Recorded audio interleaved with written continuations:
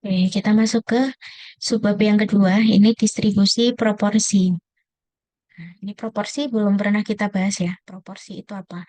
Sebenarnya proporsi itu seperti perbandingan atau bisa dikatakan perbandingan suatu data atau suatu sampel tertentu atau terhadap jumlah semuanya yang kita ambil. Atau begini deh, apa namanya? Kita buat cerita saja.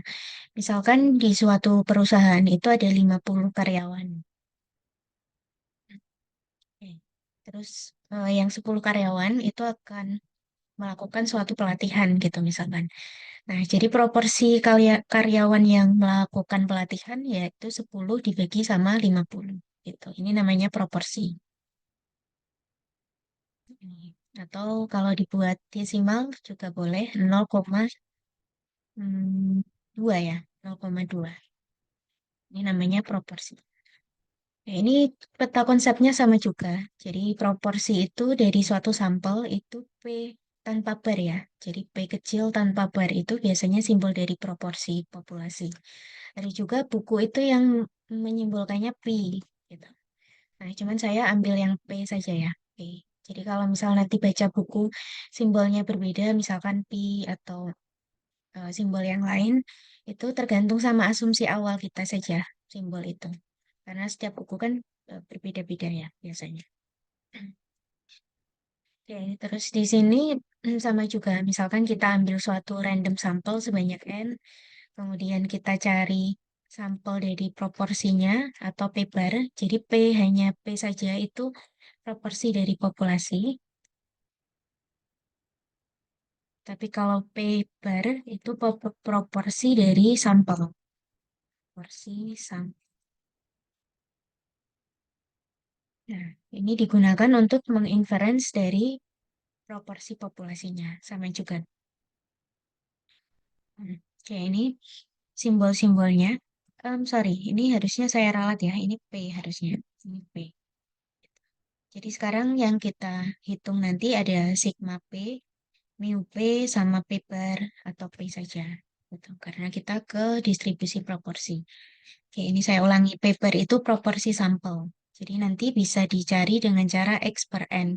Nah, ini contohnya yang saya berikan di awal tadi. X itu misalkan orang yang atau karyawan yang akan melakukan pelatihan 10.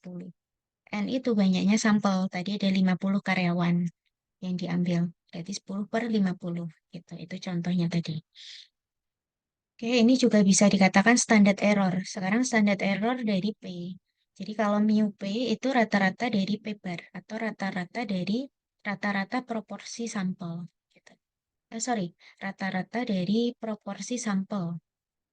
Ini proporsi sampel, bukan rata-rata ya. Kalau yang ini juga sama, standar deviasi dari proporsi sampel.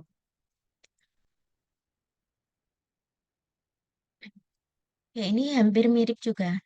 Jadi ada finite, ada infinite. Ini syaratnya juga sama atau asumsi yang dipakai. Kalau misal n per n besarnya kurang dari 5%, pakai yang infinite. Sama juga. Ini sama persis. Hanya saja nanti nilai ekspektasi atau rata-ratanya, kalau yang rata-rata kemarin kan, sorry, kok kemarin? Tadi ya, barusan tadi. Mu X barnya tadi kan mu ya. Atau ini rata-rata populasi. Nah, sekarang mu P-nya itu P atau proporsi populasi.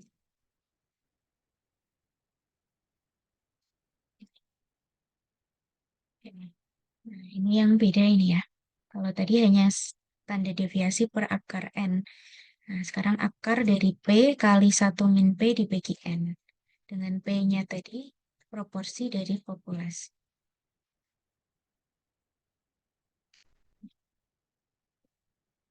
Oke, sebenarnya alurnya sama, cuman rumusnya yang berbeda. Gitu. Beda dikit lah ya. Ini bisa dikatakan standar error juga atau galat atau kekeliruan. Oke. Nah, sekarang kalau misalkan didekati dengan distribusi normal, ini sama juga. Kalau yang sebelumnya Z sama dengan X bar min mu dibagi sama standard error of mean dari sampel. Nah, sekarang diubah X barnya jadi proporsi, yang ini jadi proporsi dari populasi, yang ini jadi standar deviasi dari proporsi. Gitu. Cuman diubah simbolnya saja. Ya, ini kalau misalkan papernya kita sama dengan kan X per N, ya tinggal diubah saja ya. Ini hanya penyederhanaan dari rumus saja. Oke, ini saya kira juga nggak jauh beda. Oh ya, lupa yang sebelumnya tadi kan ada 3 pertanyaan sebenarnya, yang B sama C. Ini ide mengerjakannya sama, cuman kan perbedaannya ini ya, minimal, maksimal. Ini saya rasa juga sudah tidak ada kesulitan. Minimal itu apakah kurang dari, lebih dari, atau maksimal. Jadi saya buat tugas mandiri lagi ya, yang B sama C. Yang saya beri tanda merah ini saya buat tugas mandiri lagi. Oke, seperti yang kemarin. Jadi kalian juga bisa ini sambil belajar juga ya per babnya gitu maksud saya. Ya, biar lebih paham. Oke, nanti dikumpulkan seperti yang kemarin juga saya beri waktu 1 minggu. Oke, saya lanjutkan ke sini lagi. Nah, ini coba kita ke sini ya tadi ya. Ini sudah kita ke soal lagi. Ini diketahui 10%. Jadi proporsi itu tidak hanya bentuknya desimal, tapi bisa juga persentase. Kan perbandingan ya. Bisa juga pecahan. Namanya juga perbandingan. Bisa diubah ke desimal, bisa diubah ke persen atau persentase. Karena persentase itu ya sebenarnya perbandingan juga. Misalkan ada suatu diagram lingkaran ya. Kita kan sudah membahas tentang diagram juga di sebelum UTS kemarin. Nah, jadi misalkan mahasiswa yang ikut voli itu ada 10%. Mahasiswanya ada 100 misalkan. Kalau 10% itu dari 100 ada 10 orang ya berarti yang voli. Nah, berarti kalau kita buat perbandingan proporsinya itu 10 per 100 atau 0,1 atau 10%. Gitu, sama saja. Gitu. Jadi persentase itu bisa dikatakan proporsi juga. Oke, ini coba kita baca sama-sama lagi. Diketahui 10% anggota masyarakat termasuk kategori golongan mampu. Ini masyarakat ya. Berarti dari populasi. Masyarakat itu suatu populasi. Berarti 10% itu P tanpa per ya. P saja. P-nya itu 10%. Diambil sampel acak terdiri dari 100 orang. Oke, ini jelas N kecil karena sampel. Ya kan? Tentukan standar error proporsi sampel. Oke, mau coba lagi? Ada yang mau coba dulu? Yang A, standard error proporsi sampel. Berarti standard error of proportion. Ada dua juga ya, infinite atau finite. Oke, atau begini dulu. Kira-kira dia masuk ke infinite atau yang finite? Yang nomor A. Ke infinite, Bu, Alasannya? karena itu n maka dianggap itunya besar. Betul, betul. Oke, berarti pakai yang infinite. Nah, sekarang coba dihitung. Besarnya berapa?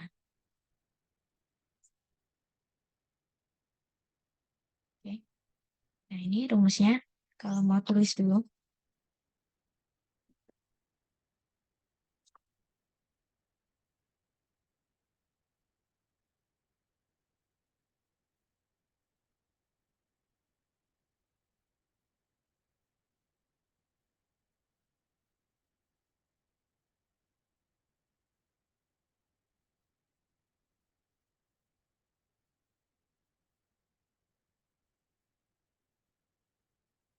Oke, coba kita kembali ke sini.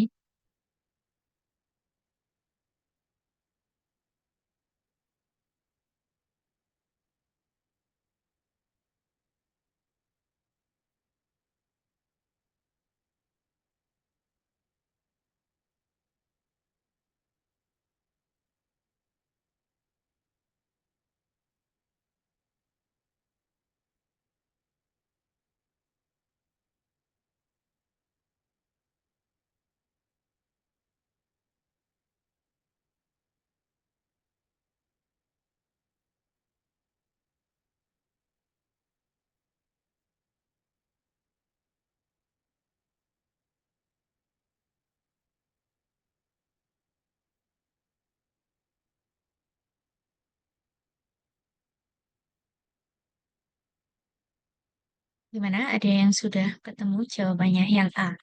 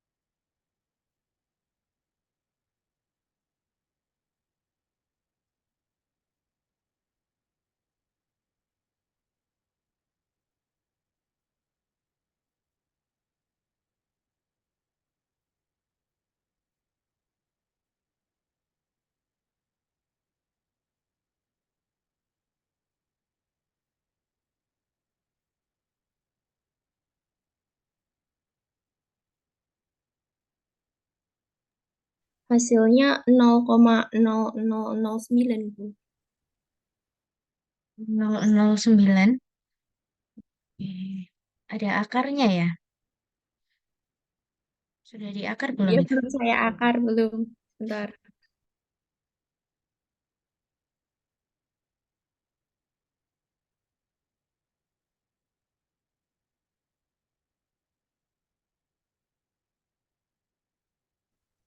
Hasilnya 0,03. Mm-mm. 0,03. Ya, betul. 0,03. Oke, 0,03.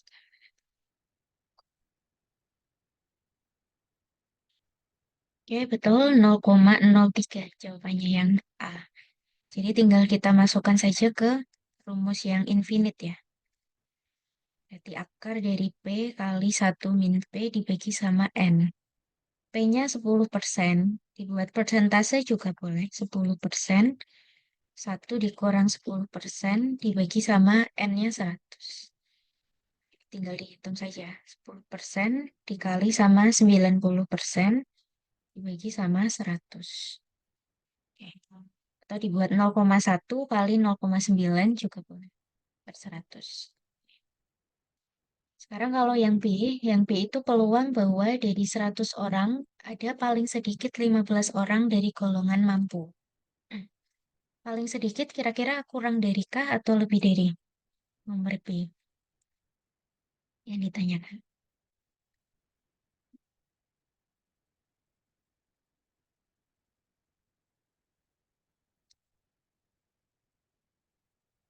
Paling sedikit kira-kira yang nomor 1 atau yang nomor 2?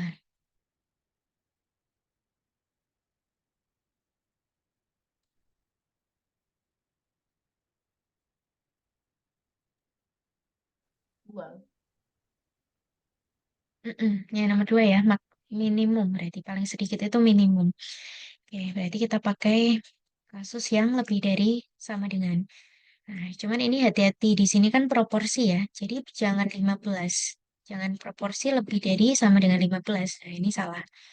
Jadi yang benar itu probability dari P bar lebih dari proporsinya. Proporsinya ya 15 dari 100 orang. Gitu. Nanti kalau kalian salah memasukkan 15, nah nanti nggak ketemu jawabannya.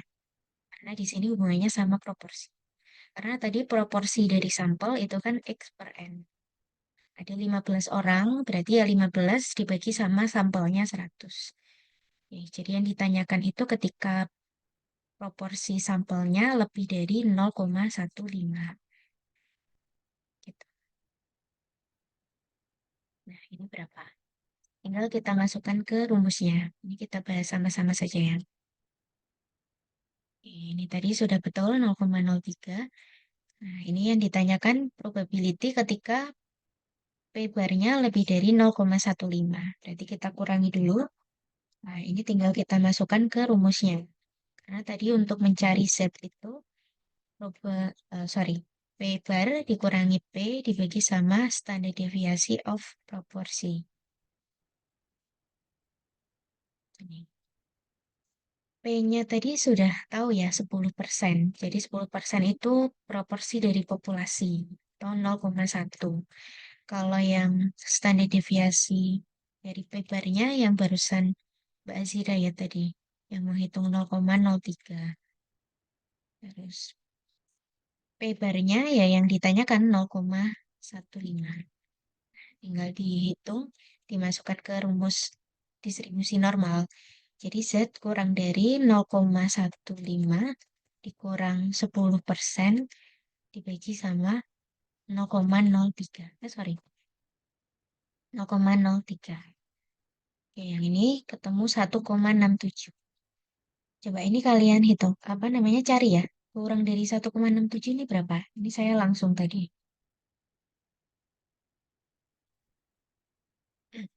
Kurang dari 1,67 ini berapa? Satu kurang, ini apakah sudah betul jawaban saya yang ini? Hmm,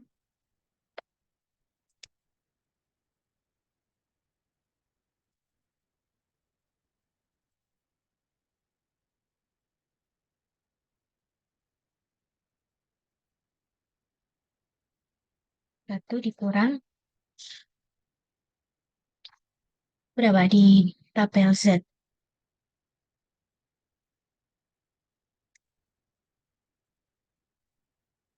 0,952554. 9254. 9254 ya. Betul. Yang lain Iya. ketemu ini juga. Cari tabel. Iya. Sama. Sama. Oke, berarti ini jawaban saya. Ini saya ralat aja deh. Berarti satu dikurang 0,9254 berapa jadinya? 0,0746. 746. Oke. Oke, atau ini bantu hitung sekalian. Yang 0,15 kurang 0,1. Ya, sebentar. Yang ini.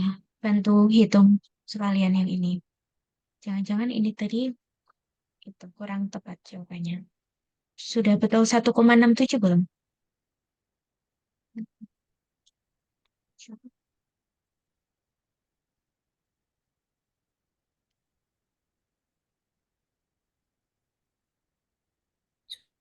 Udah, Bu. Sudah ya? Yang ini sudah betul ya? Ya. Oke, berarti yang ini saya ralat 0,074. Oke, sudah betul. Masih dan Mbak masih dah. Oke, kita lanjutkan. Nah, gimana yang distribusi proporsi? Ada yang didiskusikan dulu sampai sini?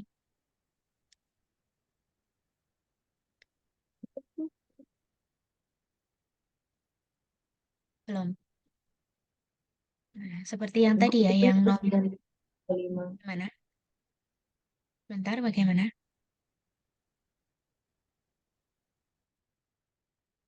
Gimana Mas Zidan tadi?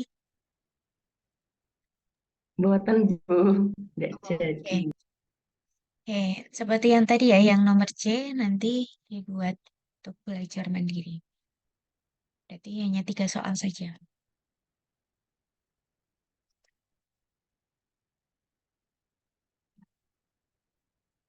Ya, sekarang kita ke distribusi standar deviasi atau distribusi simpangan baku.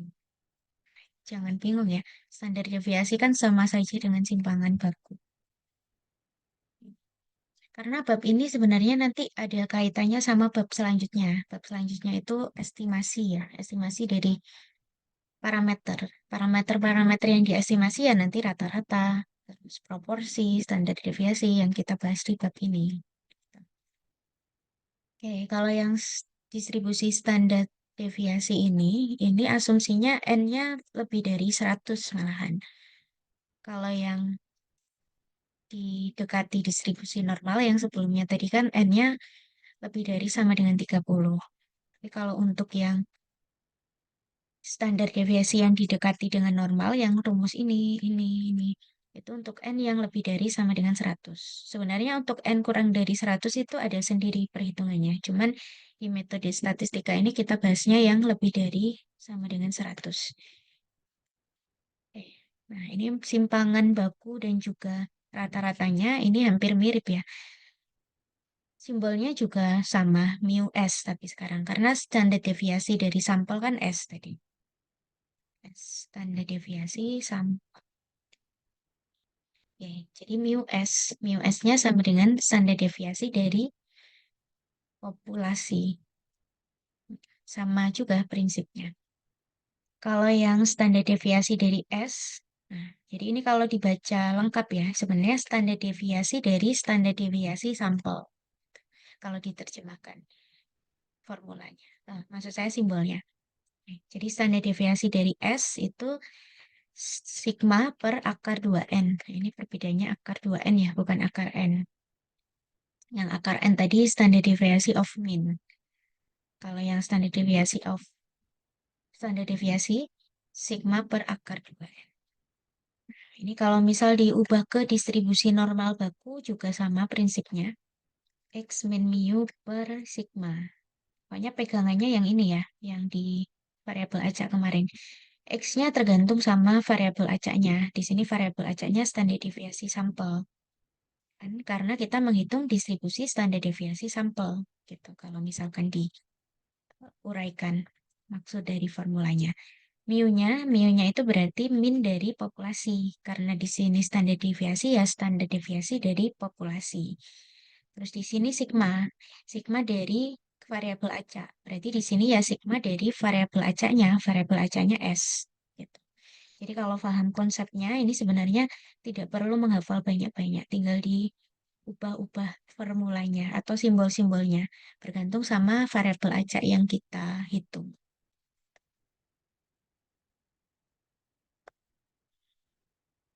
Oke, ini kita langsung ke contoh soalnya, karena prinsipnya sama. Nah, ini tapi hati-hati varians. Varians dari sebuah populasi. Jadi varians itu sigma kuadrat ya, varians populasi. Kalau variansnya sampel, itu S kecil ya, S kecil kuadrat. Kalau standar deviasinya baru yang S saja. Kalau yang sigma itu berarti standar deviasi dari populasinya. Oke, nah ini hati-hati, ini variannya 6,25. Sedangkan yang kita butuhkan nanti simpangan bakunya. Jadi harus diakar dulu. Karena varian itu akar dari standar deviasi.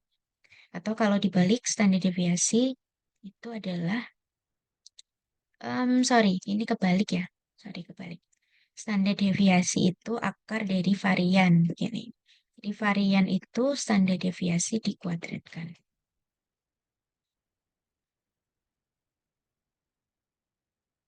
Oke, berarti diketahui sigma kuadratnya 6,25 diambil sampel berukuran 100. Nah, ini jelas N kecil. Tentukan peluang sampel tersebut akan mempunyai simpangan baku kurang dari sama dengan 2. Oke, berarti yang ditanyakan itu peluang ketika sampel tersebut mempunyai simpangan baku, berarti S kurang dari sama dengan 2. Ini yang ditanyakan.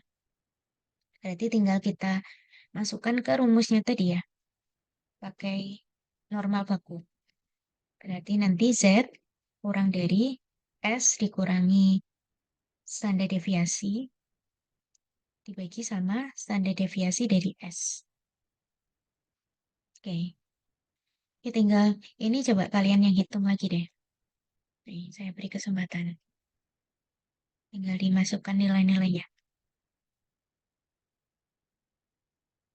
Standar deviasi S-nya sudah saya hitungkan ya. Berarti ini pakai yang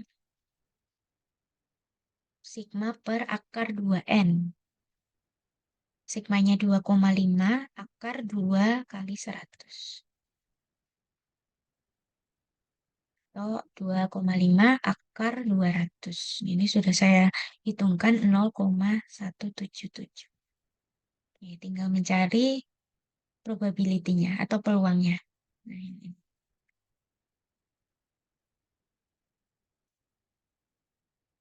Gimana yang ini tadi bisa difahami ya sampai sini? Sorry.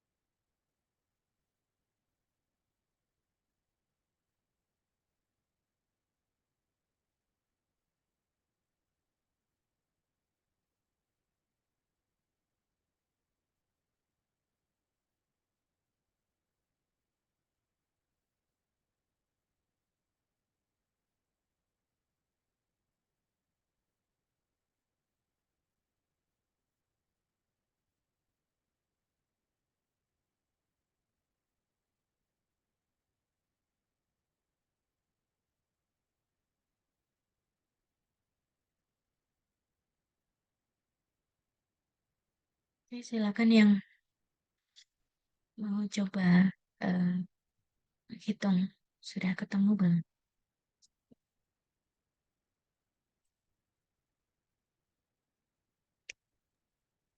Bu itu S kurang sigma atau kali? Kurang ya. Nah, ini Kurang. rumusnya. Oke. S kurang sigma per standar deviasi. Jadi prinsipnya X min mu per sigma. Ya kan? Ini normal baku di bab 8.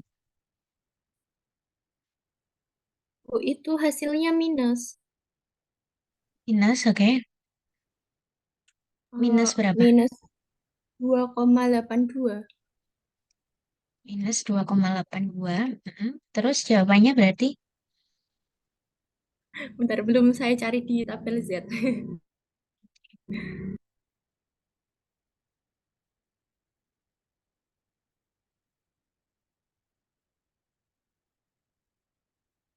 ya coba saya. Oke, betul Mbak. Hasira lagi ya. Betul. Tinggal dicari di tabel Z. Ini saya rasa bisa semuanya ya. Kalau mencari di tabel. Nah, ini hasilnya. 0,024. Iya tuh. Oke. Nah, ini nanti kalau misalkan pertanyaannya, ini kan peluang ya. Kalau peluang, saya ingatkan peluang itu nilainya antara 0 sampai 1. Jadi kalau misalkan jawaban kalian 1, pasti ada yang salah dari perhitungannya. Cuma nanti kalau misal pertanyaannya itu berapa presentase, nah bisa jadi begitu. Berapa presentasenya? Presentase dari yang ditanyakan. Berarti ini presentase dari sampel itu mempunyai simpangan baku lebih dari 2. Sampel mempunyai simpangan baku lebih dari sama dengan 2. Ya, tinggal dikali 100% saja. 100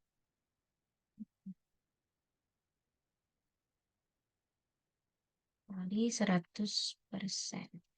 Jadi 0, ya, dikit 0,24%. Oke, berarti sudah bisa. Yang penting konsepnya ya. Ini tinggal yang terakhir distribusi median. Distribusi median sama juga ya, distribusi median. Cuman yang sering pakai nanti untuk yang estimasi. Biasa kan estimasi itu jarang ya mencari mediannya itu berapa. Biasanya estimasi itu yang dicari mu-nya berapa.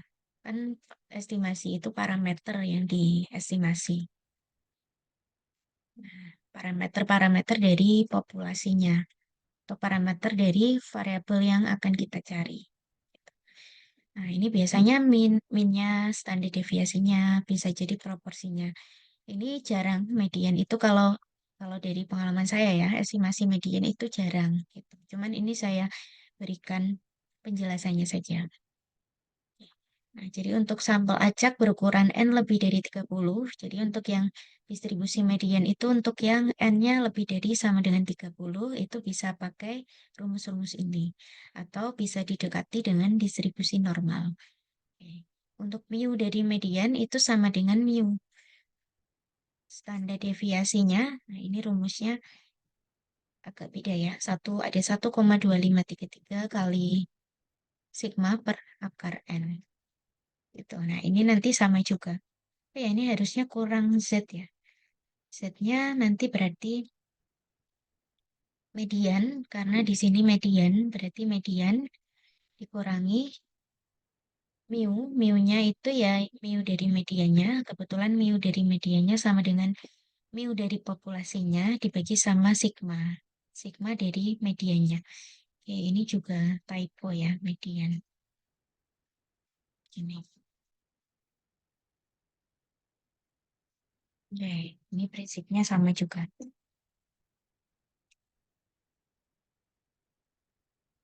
Ini saya benahi sekalian ya. Biar itu. Sorry. Mana tadi?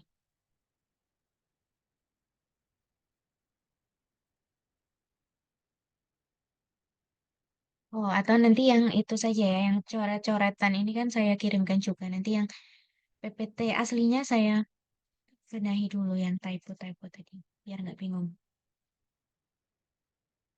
Oke, gimana sampai sini? Ada yang mau didiskusikan dulu? Sebenarnya prinsipnya sama semuanya, cuman berbeda apa yang dicari atau variabel ajaknya beda-beda. Dia median kah atau standar deviasi atau rata-rata dan sebagainya. Proporsi ya, empat yang kita bahas hari ini.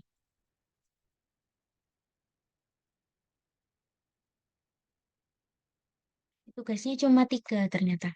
Yang ini, yang proporsi sama yang rata-rata. Nah, ini ada dua soal. Berarti ada tiga.